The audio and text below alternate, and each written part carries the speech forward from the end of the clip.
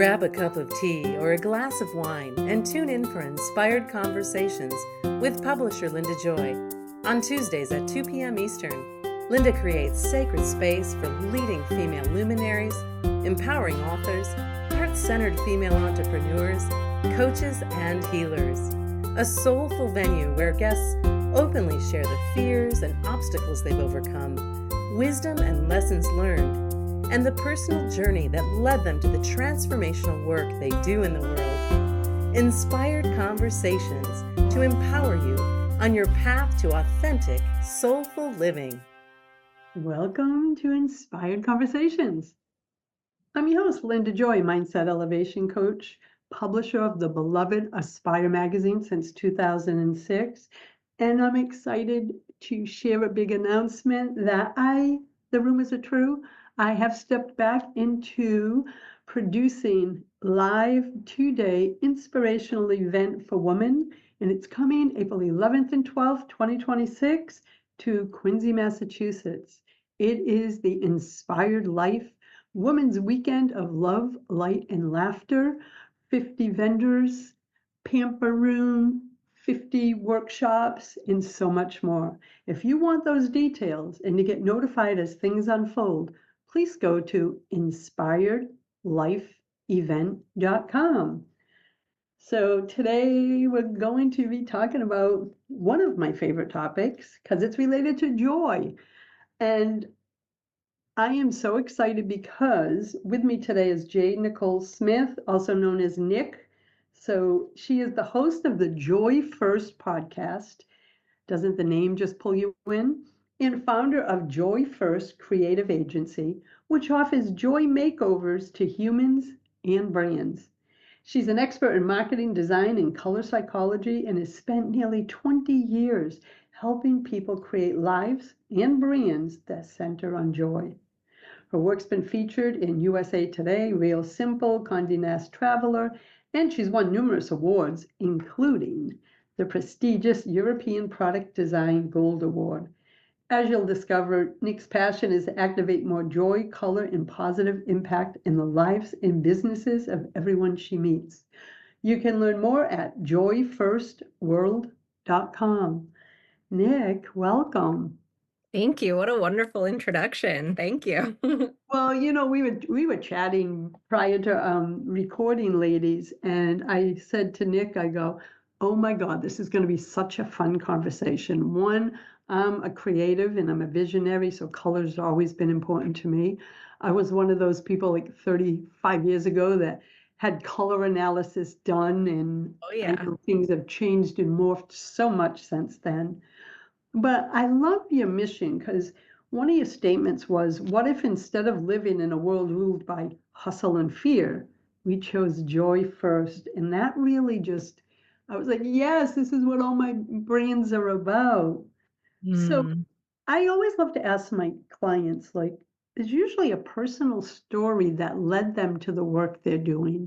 Is that the case for you? Was there a moment when you knew this is who you are and what you want to do? Yeah, I would say, like many of our stories, it's a culmination of moments. And when I, do work around purpose or brand and I look back, I always sort of describe it as like the breadcrumbs. And the breadcrumbs for me are so obvious when you look back. But when I was on my journey, the obvious thing wasn't joy. I started my career in the pet industry. And so as a photographer and a graphic designer, I was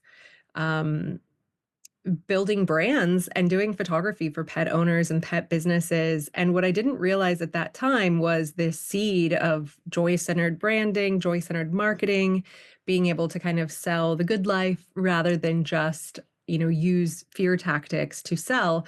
I didn't understand how unique and special that was. I didn't understand what a gift it was and what a joy it was to be in a market where there was just so much love and there was so much happiness. And I had this service business, but I also started with some co-founders a lifestyle brand. So we started a t-shirt sort of gift apparel company in 2006. And what we realized really, really quickly was we weren't selling stuff. What we were selling was the way it feels to be with your dog. And for an early 20 something, this was such an incredible lesson that I definitely carried with me as I expanded into working with a lot of hospitality and coaches and online businesses thereafter. But I would say the biggest seed was planted probably when I was a college dropout who adopted a Great Dane and found myself in the pet industry. Oh, that's funny. So your pet led you to your path. She absolutely did. Yeah, I knew I loved animals and I thought I was going to have to be a veterinarian because I had that same story that so many of us get, sold when we're young that we don't want to be a starving artist. So I wanted to work with animals, but I didn't want to be poor. So I thought I would need to be a veterinarian, and I had the luck and joy of working at a vet clinic from about 8th grade through my senior year in high school. And thanks to that vet, she sat me down and I had started to take pictures of the animals in the clinic where I worked. And she was saying, you're not going to have time for photography in vet school. And I was like, oh, sure, I will, in between my electives and stuff. And she was like, no, all your electives, they're going to be math and science. And it really struck me that I didn't even really like math and science that much. I was about to step into this whole career based on something I didn't really enjoy. And having the lived experience of working at the clinic, I also understood the day to day of that life. And it's really challenging. And I luckily got to avoid that whole first career before I even started, and really decided I was going to make a go of it, as a photographer and as a designer. And I'm forever grateful for that. Yeah, you know what that tells me too, Nick, is you had a strong intuition even at a young age, right? Because you didn't get caught up in the shoulds and have tos of following a path that really wasn't designed for how you're wired. Do you feel that today? Yeah, 100%. I was lucky. I did have a supportive family and lots of entrepreneurs in my family. And also, I had a few of those little gorgeous sort of signs. And I don't know if you believe in coincidences, but I don't. And so, one of the things that happened at the same time is I took one of those college aptitude tests that, we took back in the day. And Yes. the only career that matched up for me was photographer. And I was like, well, there you go. Whoa, so your beginning years was all photography and it went from pets into other industries. And then did you bring your graphic design skills into that work also? Yeah, so when I ended up going to art school, and I ended up having to drop out because I just couldn't afford it anymore. So I decided to start my business. And so in art school, there is no photography degree at the school I was at. So I was in a design degree, which is what allowed me to kind of dive into photography as well. And so I just started, and I started, yeah, doing photography and graphic design straight away, which led me to having a lot more of an edge into the commercial world instead of just the private client world, which ended up being a tremendous gift. So I grew a tremendous amount of clout and credibility in that space over about a decade, where I worked with, major multinational corporations, and I was in every magazine and speaking at trade shows, and, building up our multi-million dollar lifestyle brand as well at the same time as doing this wonderful creative work. So it was a really incredible ride, and I was so grateful for it. But then in 2012, I met this guy, and he happened to be British living in London, and I happened to be living in LA, and one of us was going to have to move. So it ended up being me. And that started a whole new stage of the journey. I always love hearing about women's stories because I always believe in many ways we're being led to our path as long as we can stay present and listen. And now look at you today. You're a branding and color psychology expert on a mission to co-create a joy-first world. And today we're going to go to our first break in a few minutes, but we're going to be talking about diving into the science of joy and color psychology in practical ways to prioritize joy in your life. And as I shared at the beginning, this is one of my favorite topics. And I love that you found your path so young. Like you said, you didn't have to go through that first career, like, oh my God, what did I do? That's Yeah. major. Yeah, I feel really grateful for that. And also, I think that's part of what has led me to this joy work is that I have taken these joy first decisions since the very beginning in my life, and they were big and scary and probably ill-advised in many cases. But it has turned out to be one of the things that has led me to where I am, and also one of the things I've supported my clients with over the years that has made such a big impact for them. Yeah, and think of the ripple effect too. You're working with companies and individuals, and the ripple effect of when they tap into joy and their brands express joy and their messaging and the whole thing, there's a ripple effect. Yeah, So, we should definitely dive into that next. oh yeah, because I'm all about the ripple effect, girl. So we're going to take a quick break, my friends, and we'll be back in a moment. I'm with J.Nichole Smith, known as Nick. You can learn more at joyfirstworld.com. We'll be back in a moment. Are you struggling to grow your mission-driven business in a way that feeds your soul and fulfills your purpose? When you discover your unique human design and divine blueprint, you'll feel empowered in your business, aligned with your inner wisdom, and open to the flow of abundance and success. Nancy O'Keefe is a certified human design specialist and intuitive business coach, successfully coaching entrepreneurs for over 25 years. She is passionate about helping you understand your divine design and your personal formula for success. She knows what it takes after creating her own multi-seven-figure firm. Nancy helps women peel back the layers of who they've been taught to be to reveal who they truly are, so they can build an abundant and sustainable business that feeds their soul. Schedule your complimentary call today at nancyokeefecoaching.com. Welcome back. You're listening to Inspired Conversations. I am so happy that you're circling up with myself and my special guest, J.Nichole Smith, host of the Joy First podcast and founder of Joy First Creative Agency. So right before we went on break, I was talking about like I could energetically see this ripple effect because you followed joy first and made those initial decisions way back.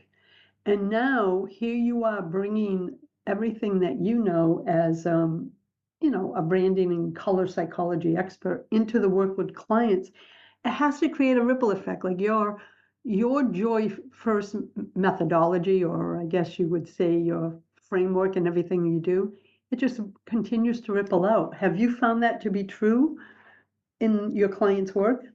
Absolutely. And that's one of the things I cherish so much about working with what I call joy-centered, you could call it heart-led or purpose-driven brands and businesses. Again, mostly women in my world as well. And what's amazing about that is there are no shortage of entrepreneurs or big-hearted people who want to make a positive difference in the world. And I think there is something incredibly magical about when you can align, like we were talking about before we started recording, when you can align that, getting paid for good work with that incredible purpose and finding that, reason for waking up in the morning that gets you so excited and inspired.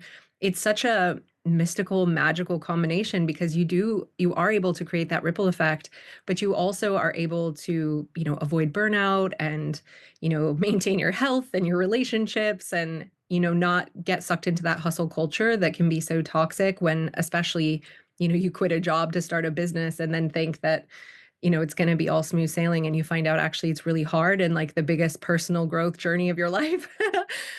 So I definitely see that ripple effect and it's really interesting. I know we'll dive deeper into color, but just being more intentional with color in your own life is one of those things that creates a tremendous ripple effect of joy in particular.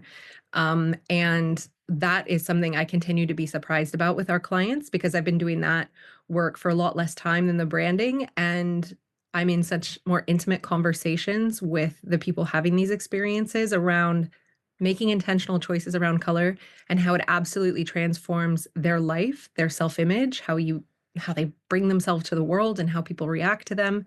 And that does create what we call upward spirals, which is this contagious joy that people can't help catching when they're around you, when you walk into the room, when they're sat at the table or, in the same space, it is contagious. And that is so exciting and beautiful to me. Truly is. And I love how you explain that too.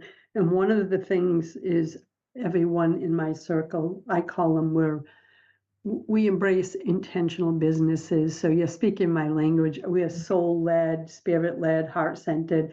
Most of us are spiritual entrepreneurs, coaches, and more. And we're so tired of the hustle and grind. Like I started the feminine model back for branding, for messaging, sorry, way back 20 years ago because I got caught up in that hustle and grind.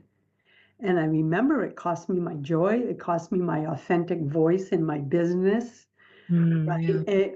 We lose ourselves in the hustle and grind or trying to fit into a branding, marketing, or messaging model that's really the antithesis of who each of us are. Have you found that with your clients that come to you, whether corporate or these more intimate personal clients, that they're like, I've kind of forgotten why I started this business. I've lost my spark.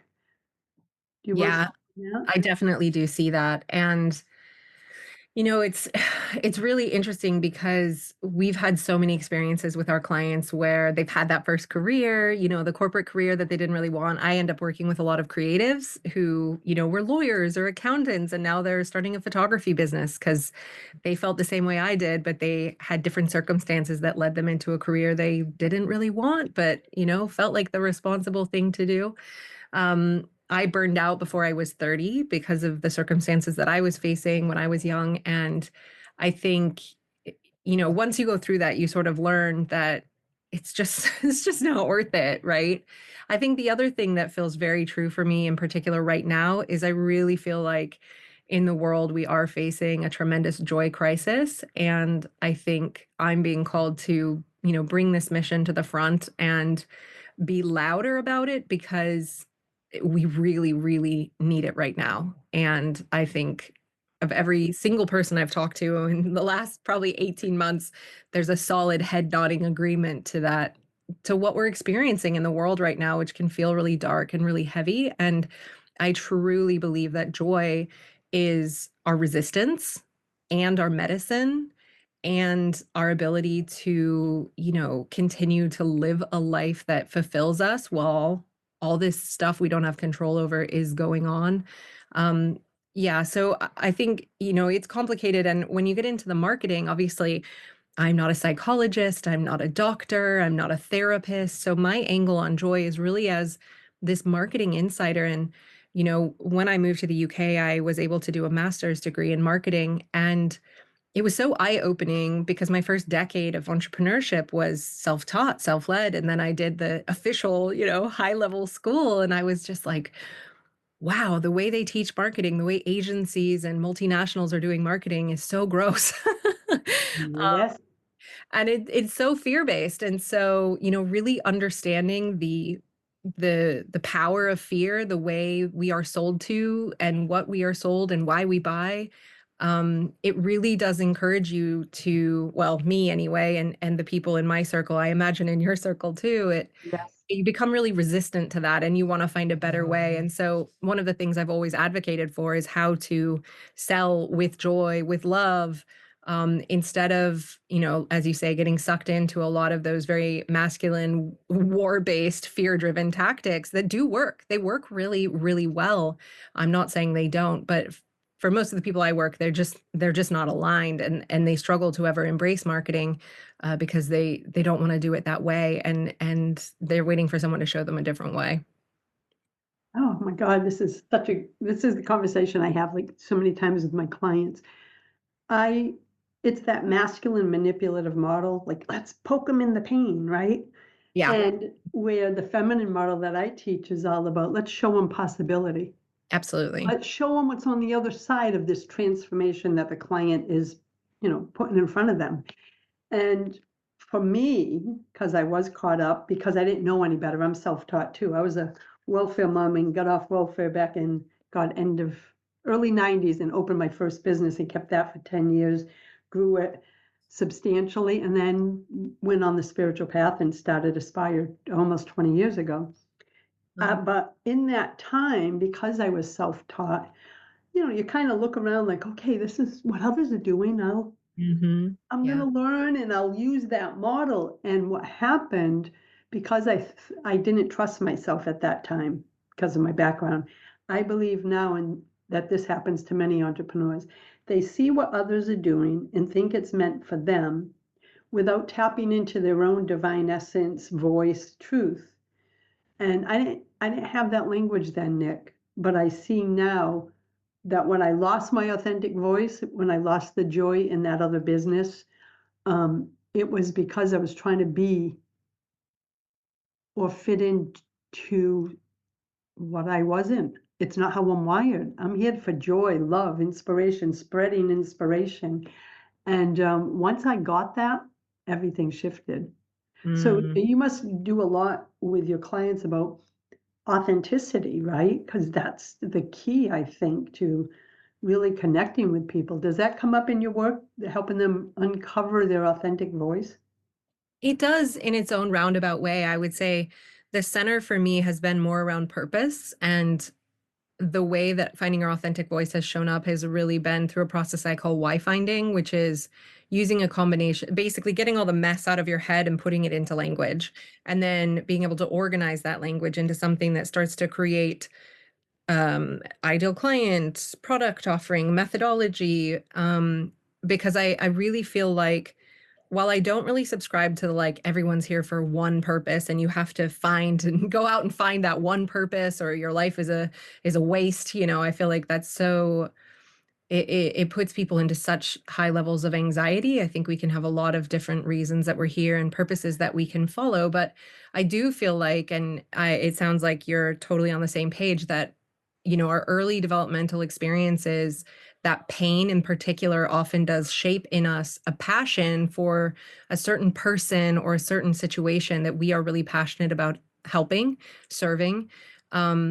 And what I have seen in my clients, because I work with a lot of really, really high level clients who are, now operating 7 and 8 figure businesses. And there comes a time where, and it sounds like it might be reflective of your journey as well, where you start your business in that proving mode, right? It's fear driven. You've got to prove something to someone or everyone, yourself, your parents, like the professor who said you couldn't do it, whoever. And that proving energy is really fear driven, but it's also very powerful. So a lot of people can build a lot of success that way. And then you get that emptiness at the top where either you are really bored of your business or it doesn't resonate with you, or I've had clients where they're like, I'm just ready to shut it all down, making, millions and millions every year. Because they're looking for something else because the proving is done, right? They've ticked every single box they can tick. And that's where purpose starts to become really, really important because they're looking for something deeper. They're looking for something more meaningful. And to your point, authentic to them, right? Authentic to their voice, authentic to their passion, authentic to what they feel they can stand up and shout about, and the ways that they want to serve. And so I call it the what now moment. And people come at it in different ways at different times, but I think when you're in that what now movement, that's a time and a place to double down on what I would describe as purpose, and that's my route to that authenticity. And then the other route is we use a lot of psychology, personality types, and archetypes in our brand. And sometimes I've found for people who do feel especially stuck in that question around who am I and what's it all about, what's it all for, that existential crisis can be so paralyzing that sometimes having a framework like archetypes, like personality types, can be really helpful to just build a structure that you can lean on that feels like you, and fill that gap with something where you can be, what we describe as psychologically consistent, where you can find language and emotional resonance that you can speak to, that does resonate with you, it resonates with your audience, and allows you to be very, very consistent without having to have it all figured out. I love that. And I love how you lead with the purpose, because for me, that is authenticity. You just come at it from purpose first.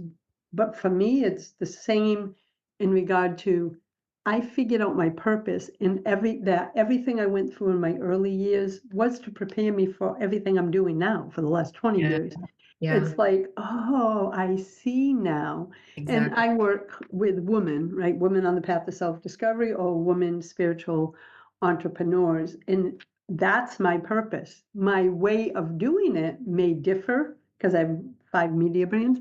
It may differ, but my purpose is only one thing, and that's to inspire, empower, and support women and live in a more intentional and aligned life. Basically, living from the inside out instead of the outside in, which is, we might be using different language, but it sounds like that's what you're talking about too, is helping people bring their branding and marketing to a place that draws them in instead of pushes them away with that fear-based marketing.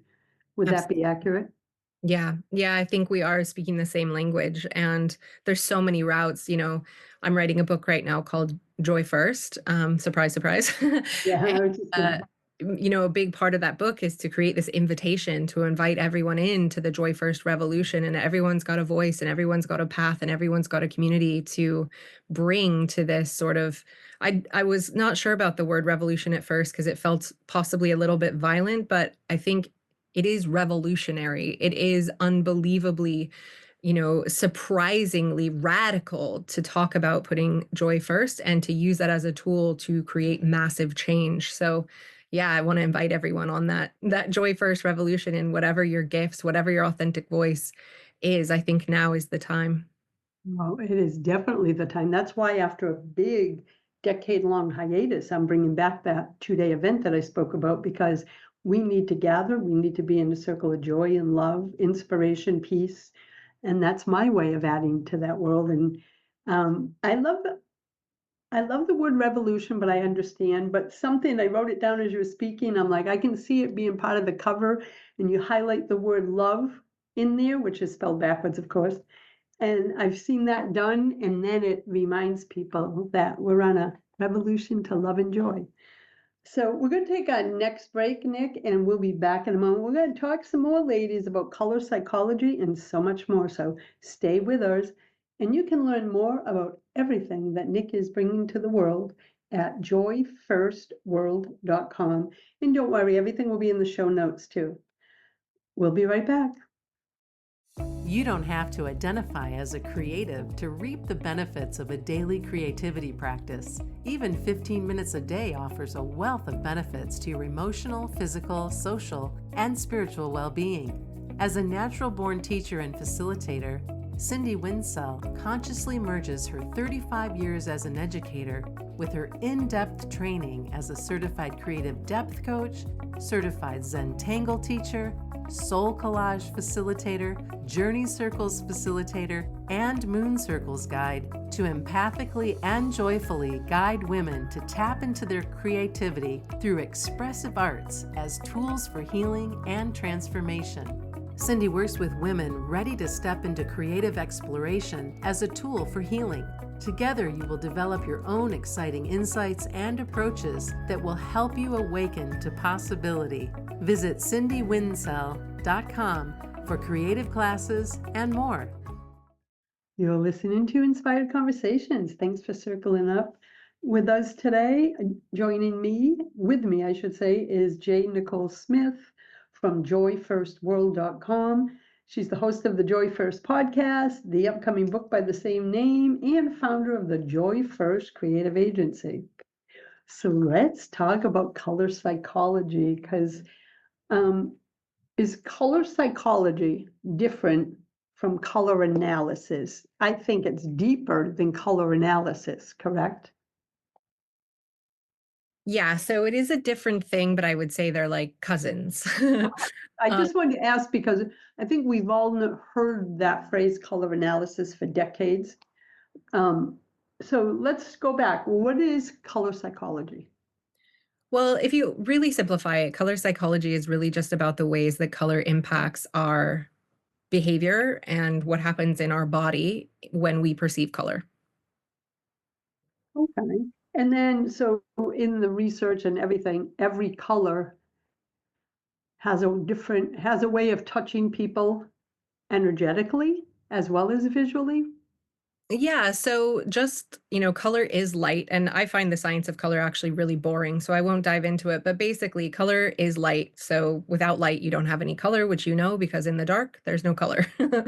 um, and so obviously we perceive light, we perceive color through our eyes, and then there is a process by which our mind and our body and our nervous system reacts to that stimuli. And one of the most fascinating facts I learned when I started learning about color, like a decade ago, was that it is the number two most powerful thing that we perceive as human beings. The first one is motion. So you can imagine if out of the corner of your eye you see something moving, that's going to be the most alerting for your system, right? It's going to be like, oh, that's moving. I better look at it and find out if it's a snake or a spider or my kid, am I in danger or not? But color is second only to movement in terms of our ability to interpret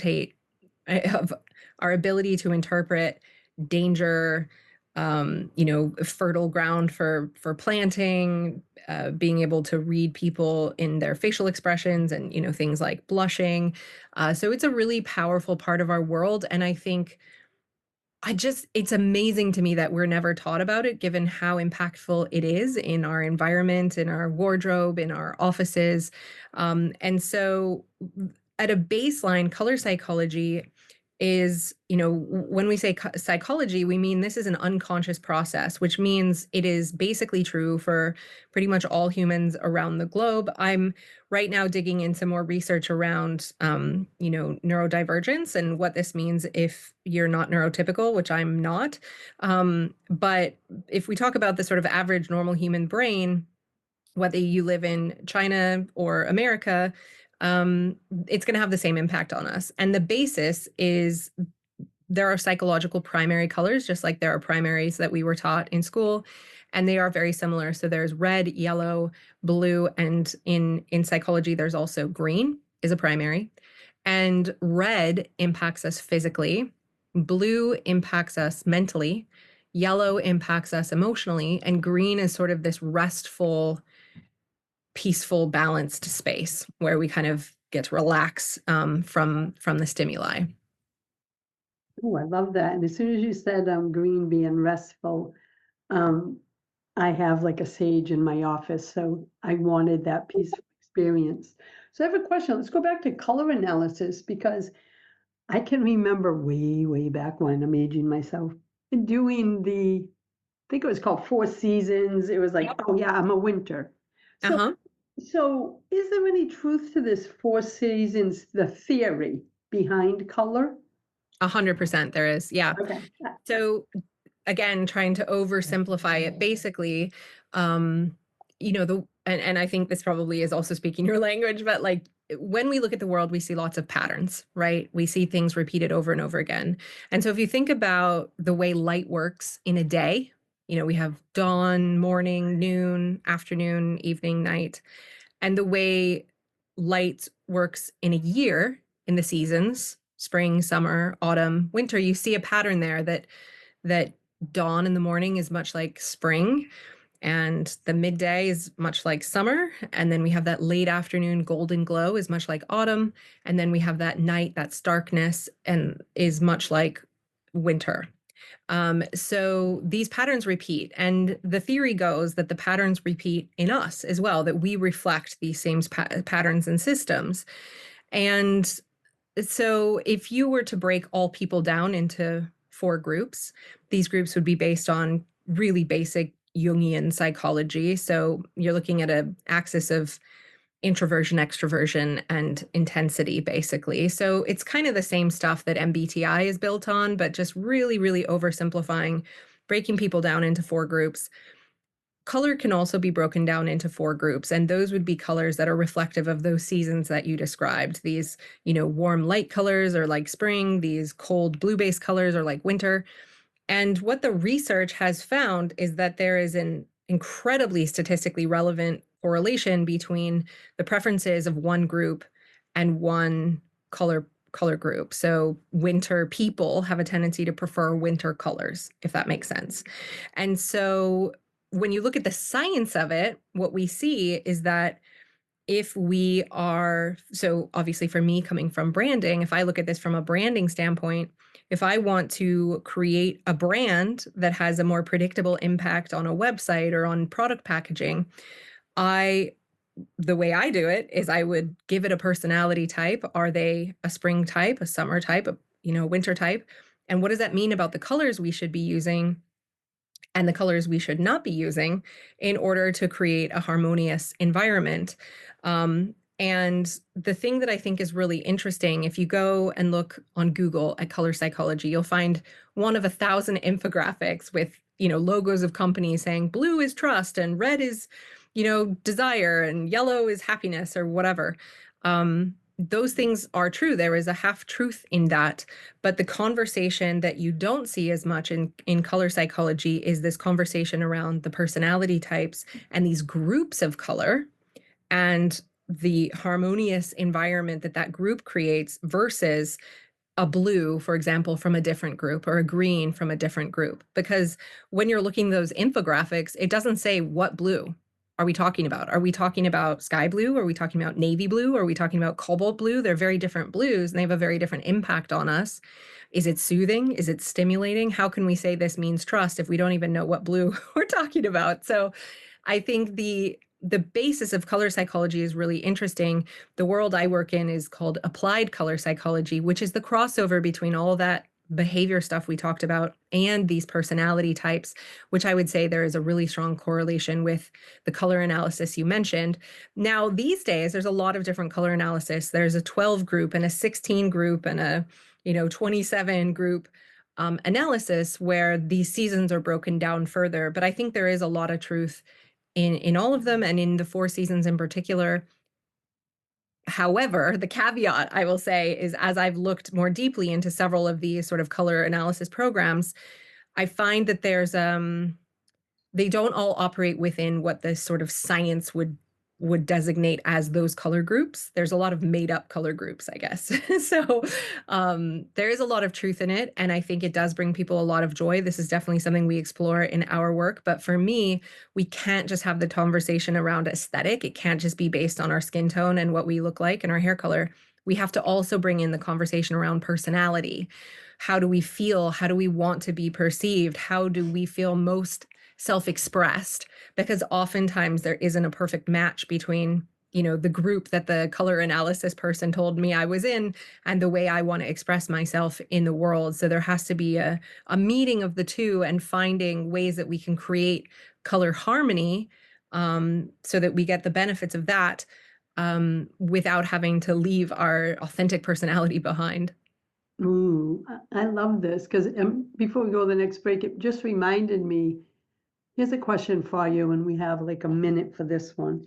Can someone, I don't like the word outgrow colors, because if it's based on the energy we want to perceive personally in our business, the reason I ask that is about, I don't know, 15 years ago, my brand colors were all the upper chakra colors. I don't know why I was drawn to that, but the cobalt blue, the deep purple, the fuchsia, and I loved it until one day, you don't often visit your own website because you're so busy with everyone else's, right? Yep.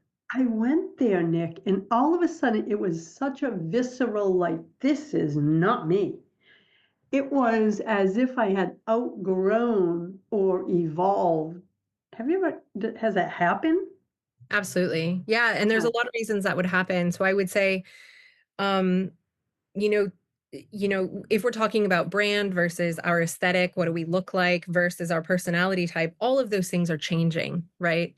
And while I would say there are some things that are fairly set, for me, when I do the why finding, there are a few of those things that are unlikely to change for people. There's, when we work with archetypes, there are 1 or 2 archetypes that are unlikely to move, while the third is totally movable depending on what we're selling or where we're living, or, we are creatures of change, right? So I think that is definitely true. I think what would be really interesting is to think about, especially for your listeners who maybe have had this experience, is as you dive into it, maybe doing some journaling on it, was it the fact that all of a sudden it felt too bright and you wanted it more subdued? Was it all of a sudden it felt too cold and you wanted it warmer? Because there's so many different levels on which we sort of look at and analyze color, and so many, decisions we can make about how to proceed in a way that feels more authentic for us based on whatever that too muchness is. So for me, thinking about the personality types, if you go to my website, you can take a quiz where you can find your personality type. And it is based on those seasons, but I don't use the language around the seasons because I find it quite confusing. For example, the colors that are in summer don't often resonate with people as what they think of when they think of summer. Those are more generally spring colors. And so I have created my own names, which are Sunshine, Seaside, Fireside, and Starshine. And those are more evocative names that sort of sound and feel like those color groups and those personality types, the energy of those types would actually come across. And what I have found is that we are often very heavily in one type with a strong secondary type, which influences whether the colors are light or dark, or warmer or cooler, or brighter or less contrasty. But it influences a lot of other things, especially when we're talking about brand or home decor or our wardrobe, things like texture, things like shape, things like, lightness or shininess. Are all part of our preferences within those personality types. And once you can zero in on the type and the combination of types, then it gives you a really strong roadmap for how you can move forward to create spaces, to create brands, to create a wardrobe, to create any kind of environment that involves color that feels deeply, deeply aligned. I love this deep conversation, and I want to invite everyone, if you're interested in taking the quiz, go to joyfirstworld.com and you will find it in the navigation. We're going to take another quick break and come back for our last segment. We'll be back in a moment, my friends, with J.Nichole Smith. You can learn more at joyfirstworld.com. Be right back. Are you ready to create and live the divinely guided life intended for you? A life not bound by your past or tied to a specific future. A life beyond your fears and what-ifs that is filled with limitless possibilities. Experiencing an empowered life of fulfillment, joy, and connection is possible when you embrace a spiritual, solutions-centered lifestyle. Through her transformational teachings and programs, Lisa Hermata, empowered life view guide, life transformation mentor, and founder of Love is the Seed, empowers women to break the barriers holding them back from living their sacred truth so they can find greater connection with their inner wisdom and their divine source to co-create a life that brings peace, joy, and self-acceptance. Visit loveistheseed.com for positive guidance and valuable resources to support you in embracing an empowered life view. Welcome back. You're listening to Inspired Conversations. I am loving this conversation about color, joy, psychology, and how colors affect us. So in our last segment, I'm really curious, what's a joy makeover? I think so. I know some people in my life that need one. Thank you for asking. Yeah, so as I evolved as a creative, it's been really interesting for me on my journey because, as you've heard, I started as this, serial scrappy entrepreneur, and then sort of up leveled into seeing a lot of success and credibility in what I was doing, moving countries, starting again, doing it in the UK. And along with the conversations we've had about burnout and not wanting to sacrifice lifestyle in order to have the freedom of running your own business, I think there are a lot of problematic codes and programs in our culture, which I'm sure you must talk about all the time in terms of, what capitalism drives us to. Even things like, sexism and racism have such a strong impact on our life, and in particular, our beliefs around what we're allowed, what is acceptable behavior, et cetera. And so what I discovered over the years through my work, in photography, I've photographed a lot of animals, but I've also photographed a lot of people, and in particular women. And it's so interesting, when you have a skill as a photographer, that people just trust you and relax around you immediately. You are able to see and then reflect back to them their own beauty in a way they've maybe never even seen before. And so there was always some enchantment and curiosity I had with that, sort of giving people this moment of beauty of themselves that maybe they'd never seen before. So that was probably where the seeds of the makeover were planted. But the other thing is that as I got older and wiser, my 20-year anniversary in business is in July. I, have really doubled down and zeroed in on the impact I want to have in the world, my bigger purpose, and that has for a long time was all about freedom and fulfillment for entrepreneurs, but it has really refined itself in this conversation around joy because I feel like it is something we so often do not allow ourselves because it feels impractical. We feel we have to earn it, and we don't. It is a birthright. And it's also, by the way, a hack for success. It's also a lot of other things. It's great for longevity. It's obviously great for relationships. It's great for parenting. It's great for your physical health. So as I went through my journey, I sort of came to this realization that joy is the thing. I think joy is the thing we need most. I think it is something I have been uniquely created as a human being to help people pursue through a lot of different, very practical avenues like color, like, financial freedom through entrepreneurship.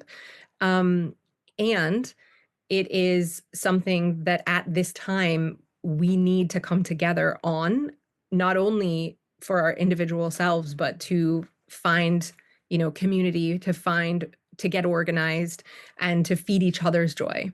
And so the thing I believe is that if we can fill ourselves up, just ourselves up with joy, we are so much less susceptible to the fear. And if we're less susceptible to the fear, we don't make as many fear-based decisions in how we vote, in how we treat people, in how we run our businesses, in how we, everything. And it affects our kids, and it affects our partners, and it affects our teams, and it affects our bosses and the person we bought ice cream from. It is, as we discussed earlier, so contagious that if you can just fill yourself up with joy, it's enough. And so bringing it full circle to the joy makeover, we really focus on, color for women. So bringing color into your own life through your wardrobe, your home, and your brand, of course. And for brands, businesses of all sizes, little tiny businesses, multinational corporations, how to use color as a tool for joy, how to bring your audience joy, how to bring your team joy, how to create joyful spaces, how to be in this joy revolution. Because A, it works better for all the business metrics. B, it works better for all the people metrics. And it's the right thing to do. So joy makeovers for us are helping people and brands transition into a place where they are making more decisions based on joy, and in particular, using color as one easy starting point for that, because it helps fuel the contagion of joy for everyone around them. Speaking my language, girl, because it is contagious. I love that word, right? Joy has its own frequency, its own energy, and I talk a lot about energy and frequency. People feel it before you ever say a word. Yeah. And so I always say, like, that's an energy. Joy has an energy, fear has an energy. And don't you ever walk into a place and you always know that one that has that joyful essence? You're just magnetically drawn to them. It's the same as in business, isn't it?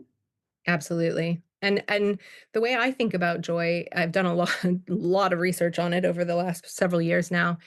And I think it's on a spectrum of energy, because I think there's kind of two extreme sides of joy. At the one hand, we have that sort of not quite ecstatic, but sort of electric jump up and down, joyful joy that we often will associate with joy.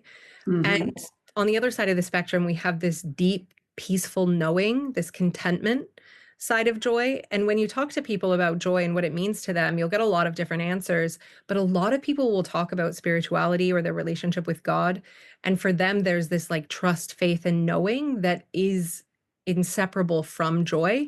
And that's a much more calm, abiding, constant kind of joy, rather than this sort of electric, spontaneous, sort of more ecstatic type of joy. And I think both are true and everything in between. Another way that I really like to think about joy, and this just blew my mind when I realized it, is that back to color psychology, we talked about the psychological primaries and how yellow, for example, is emotionally stimulating. So if you look at happiness, happiness is yellow. And we struggle to be happy. We struggle to be anything but happy. And when we're not anything else, we struggle to be happy. So we can't really be happy and sad or happy and angry at the same time. And it's an emotional experience, happiness.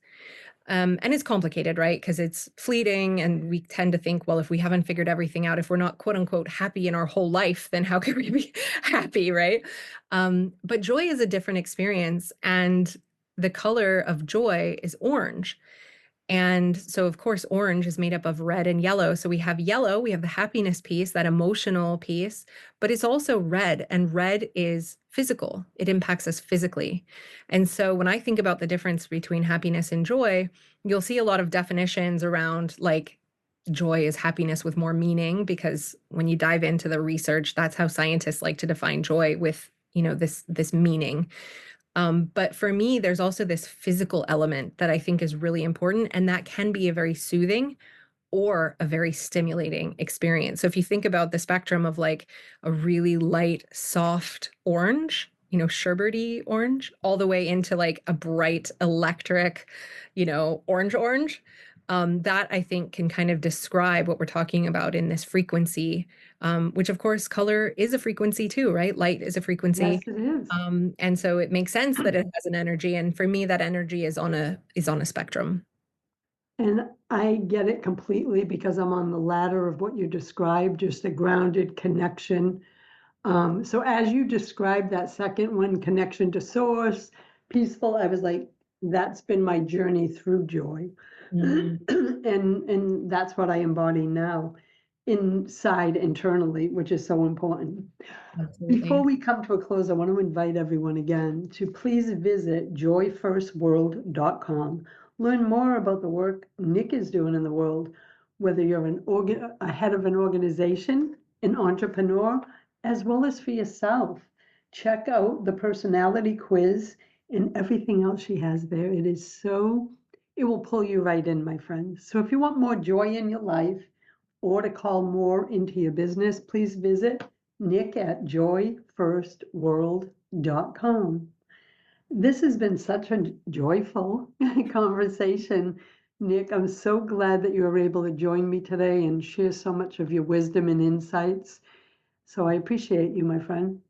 Oh, thanks for having me, Linda. I could literally talk about this all day and all night. So anytime. Well, I'm so grateful. And until next time, my friends, as always, choose love, choose joy, choose happiness. Blessings, everyone.